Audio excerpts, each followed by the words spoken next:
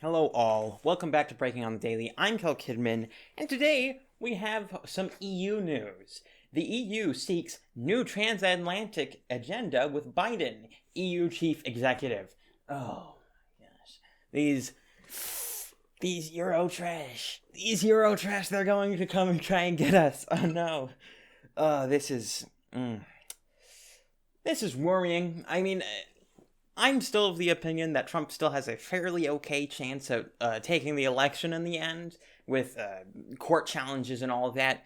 But, assuming Biden does get in, this is probably one of the most worrying things to me, other than the China stuff. Because, man, I hate the EU. I hate the EU. I'm very much a pro-Brexit kind of guy, and, this is just looking like... It's looking more and more like the EU's trying to get the US to join them. That's kind of what they're trying to, signal, I think, at this point. They're talking about, we need to improve the relationship of the U.S. to the UN and the WHO and the World Trade Organization. And, man, do you want to know what? I'm going to go on a rant about how much I hate international organizations, because I'm going to tell you something. International law exists until someone wants to break it, all right? Let's think about things like the Geneva Conventions, or any sort of treaty on the rules of war. Because what happens to the rules of war once an actual war gets out? And I don't mean like a regional conflict or something like what would be happening in the Middle East currently, or, those sorts of things. I'm talking about wars like World War II or World War I, where there's huge world-scale conflicts between world powers. All of those rules go out of whack. They go out of existence. They don't matter anymore, because the fact of the matter is those rules were never rules to begin with. They were just, we're going to abide by these until we actually end up fighting each other, and then we're not going to abide by them. And that goes with most international law. You see this sort of thing with the World Trade Organization and with trade rules and such like that. You have such things like the UN, which is just a completely worthless body that has spent all of its time setting up dictators and massive habitual human rights abusers as members of the Human Rights Council, which, by the way, has now started to question the US's human rights record with people like North Korea, China, Pakistan, Saudi Arabia, Iran, all on this panel saying, I don't know about this US person. Yeah, we're kind of in that territory right now where I think a lot of these organizations are going to end up falling apart within the next 20 years. I'm not exactly sure. I mean, it's not a hard and fast prediction, to be clear, but it's looking around that time, if you get what I mean. We're in a kind of similar place, I would say, to where we were before World War I, where it's not as though any particular world conflict is going to start something, but more that the parts of the world which were keeping things in order up until this point are starting to become a bit tenuous at best. A lot of these sort of international organizations, whether it be the EU, the UN, the World Trade Organization, all of these sorts of organizations are becoming less and less stable. Or at least that's my opinion, what I'm looking at and what I'm seeing. I mean, with EU, you've got Brexit, you've got all of these sorts of, and lots of other states now starting to kind of signal that they want to leave. You're having the beginnings of those movements. And so it looks like the EU's starting to become much more unstable, and that might end in, that'll end in fire, man. And the UN becoming more and more worthless as an organization, and a lot of Americans becoming very fed up with it, despite the fact that it is in fact stationed in New York currently. The World Health Organization becoming a China cat's paw. All of these sorts of international organizations seem to be on their last legs. At least that's my opinion. I mean, we'll see. It's not a hard and fast... It's not a hard and fast prediction, to be clear. I'm not saying, in 20 years, we'll definitely be in the scenario where all these organizations have collapsed and we have new versions of these organizations. No, I'm saying that it's looking like we're getting around that time. It could end up reversing itself, of course. We're not past the point of no return, obviously. But that's kind of what it's looking like. getting back into more U.S. election news now, we have Whoopi Goldberg to the GOP telling them to suck it up and accept the results like we did. You know what's fun? Apparently the Democrats have never accepted a single election result in which a Republican has won, except the 48-49 state landslides, which were the Nixon, I think it was the original Nixon election, and the Reagan re-election. Like, they've always had an excuse for not accepting this. And the funny thing about this particular story is that Whoopi Goldberg did not accept the election results in 2016. Because she was one of the main peddlers of the friggin' Russia thing. And to go on to that, we have a more substantiated claim, the claim that everyone's stating, oh, you shouldn't even talk about. The whirlwind has just begun. We have dead voters, Biden van full of ballots. Trump legal team has detailed claims that are shocking in Nevada. This is just one of many stories that we've seen over the past day.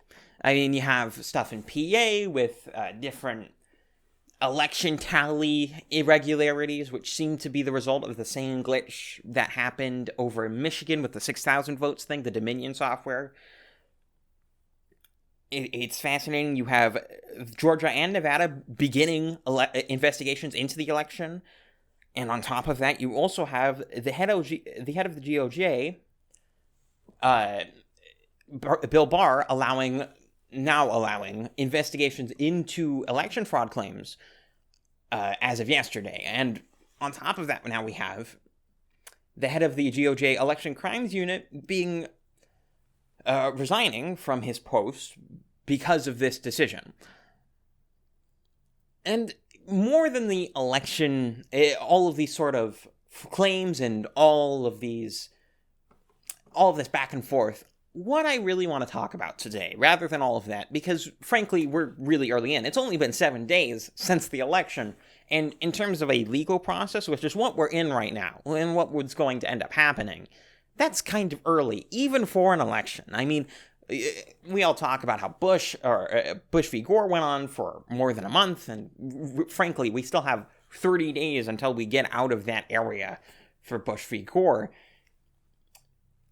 But what I want to talk about really interestingly is how the media is covering it. Because you have so many examples, even with right-wing media, of them posting a story of people claiming something, of a Trump person claiming something, like Rudy Giuliani, Bill Barr, all these sorts of people, Don Jr., Eric Trump, all these sorts of people. You see this all over the place with Kayleigh McEnany, where they'll claim, oh, this is all unsubstantiated, or this is evidenceless.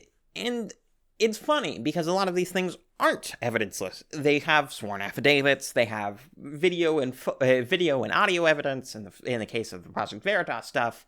You have all these sorts of numerical problems and all this evidence. And what's interesting is that the evidence standard that seems to be used is the sort of evidence standard you use for a trial or an investigation, the sorts of things you would use in a courtroom. And that's somewhat reasonable, but of course, what you need to realize is that hasn't happened yet. I mean, once again, we are 7 days out from the election. We've only had 7 days to investigate any of these claims, much less all of them, of which there have been many, and many which have evidence and are reasonable to actually look into. So what obviously we should expect is an investigation into these claims to evidence them.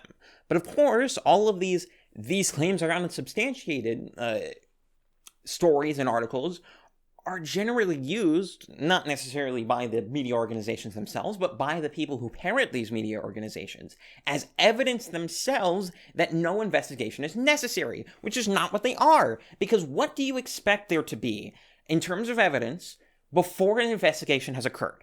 Well, what you expect is a reasonable level of evidence to suggest that there is something screwy going on. And I fail to see how you could possibly argue we aren't in that scenario as of right now. I mean, we have numerous clerical errors that go on for days. We have violations of mathematical laws which have been used to prove voter fraud in the past, Benford's Law being one of the main ones. We have photo evidence of strange goings-on. We have individual cases of dead voters which are unexplained. We have examples of votes being flipped from one candidate to the other.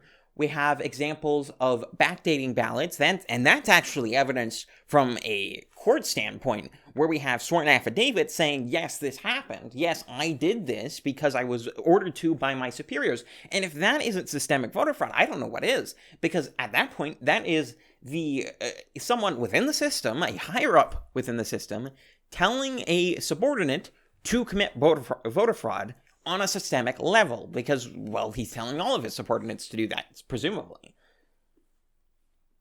It's fascinating. It's fascinating to see all of these sorts of leftist, oh, you're coping types, continually refuse to audit anything. They don't want an investigation, and I can't defend that sort of position. I think it is an indefensible position to say, well, there's nothing screwy going on. Because that's true. That's clearly not true. Anyone with eyes could see that's not true. There is so much going on currently that is screwy, and it all needs to be looked into. Every state should be looked into, man. It doesn't matter if it's for Republicans or for Democrats, because what I want at this point is not any particular win, but rather a clear, transparent, and honest process. And that's where I'm going to leave you today. This has been Breaking on the Daily. I'm Kel Kidman, and I'm out.